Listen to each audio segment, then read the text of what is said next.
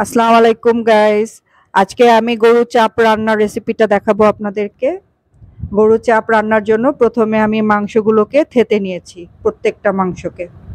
এরপরে আমি এটার সাথে মশলা, যেটা হচ্ছে গরম মশলা, ঘরোয়া পদ্ধতিতে বানানো। এটার ডিটেলস আপনারা আমাদের ডিসক্রিপশন বক্সে পাবেন। এরপরে দিয়েছি চিলি ফ্লেক্স, এটাও ঘরোয়া পদ্ধতিতে বানানো, আর সাথে দিয়েছি পেঁয়াজ বেরেস্তা। আর এটা হচ্ছে বিফ চাপের আসল মশলা, আসল উপকরণ। এটার ডিটেলস আপনারা আমাদের ডিসক্রিপশন বক্সে পেয়ে যাবেন, কাইন্ডলি চেক করে নেবেন। এরপরে আমি এগুলো সব তৈরি করার পরে মাংসগুলো নিয়ে প্রত্যেকটা মশলা এটার সাথে মিক্সড করব। প্রথমে মাংসগুলোকে নিয়ে আমি এর মধ্যে লেবু অ্যাড করব। আর লেবু অ্যাড করার পরে আমি লেবু সহ মাংসগুলোকে ভালোভাবে মিক্সড করব, যেন প্রত্যেকটা মাংসে লেবুর রস ঠিকভাবে ঢুকে। এবং লেবু যখন দেওয়া হবে, লেবু দেওয়ার পরে প্রত্যেকটা মশলা আমি সুন্দরভাবে দিব, এবং প্রত্যেকটা মশলা মিক্সড ভালোভাবে করতে হবে।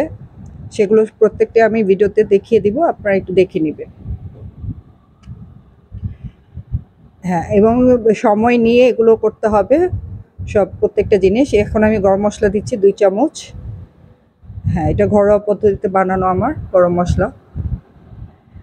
তারপরে দিচ্ছি হচ্ছে গুঁড়ো মশলা। প্রথমে দিব শুকনো মরিচের গুঁড়ো 2 চামচ, এবং ভরে ভরে দিব এক এক চামচ।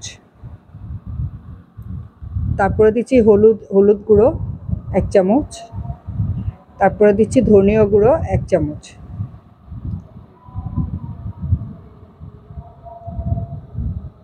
এখন আমি দিব এটার সাথে হচ্ছে আমার যে বিফ চাপের জন্য যে মশলাটা বানানো, সেটাও এটার মধ্যে দিয়ে দিব, এবং প্রত্যেকটা মশলা ধরে ধরে আমি মাংসের সাথে ভালোভাবে মিক্সড করব।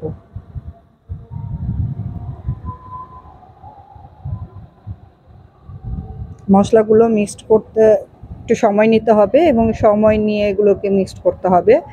এগুলো মশলা মিক্সড করার পরে আমাকে ম্যারিনেট করতে হবে মিনিমাম 2 ঘন্টা। এই কারণে আর বিফ চাপের রান্নাটা একটু সময় নিয়ে রান্না করতে হয়।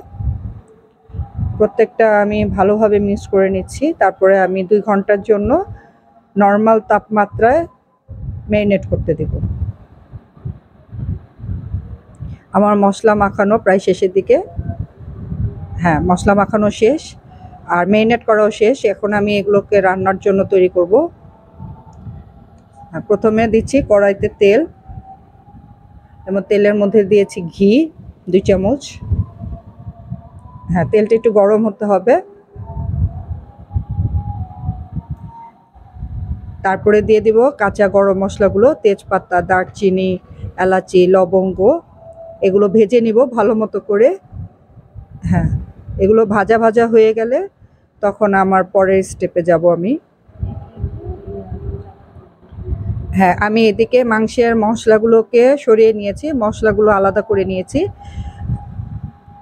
মশলাগুলো সরিয়ে নিয়ে আমি মাংসগুলোকে এক একটা করে আলাদা করে ভেজে নিব প্রথমে। মাংসগুলো প্রত্যেকটা মশলা রেখে দিব, মশলা দিব আমি পরে। তার আগে মাংসগুলো ভালোভাবে এপিট ওপিট লালচে করে ভেজে নিব।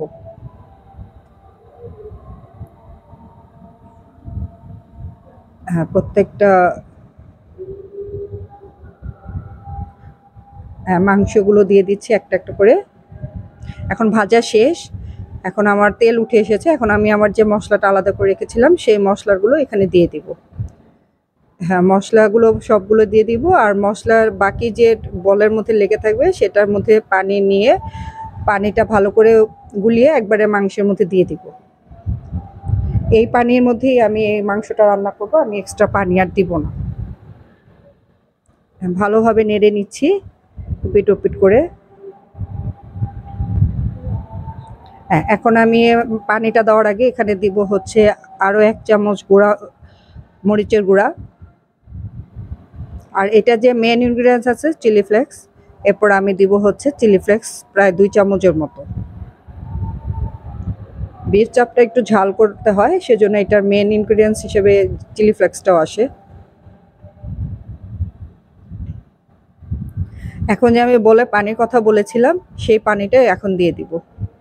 দিয়ে একবারে সব কিছু নেড়ে আমি ঢাকনা দিয়ে চুলার আঁচ কমিয়ে বসে রাখবো মিনিমাম 1 থেকে 1.5 ঘন্টা।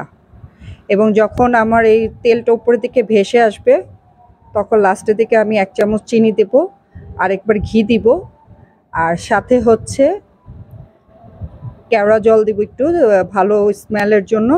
এরপরে আবার আমি দমে দিয়ে আরও আধা ঘন্টার মতো জাল করব। জাল করার পরে এই যে আমার মাংস রেডি হয়ে গেছে।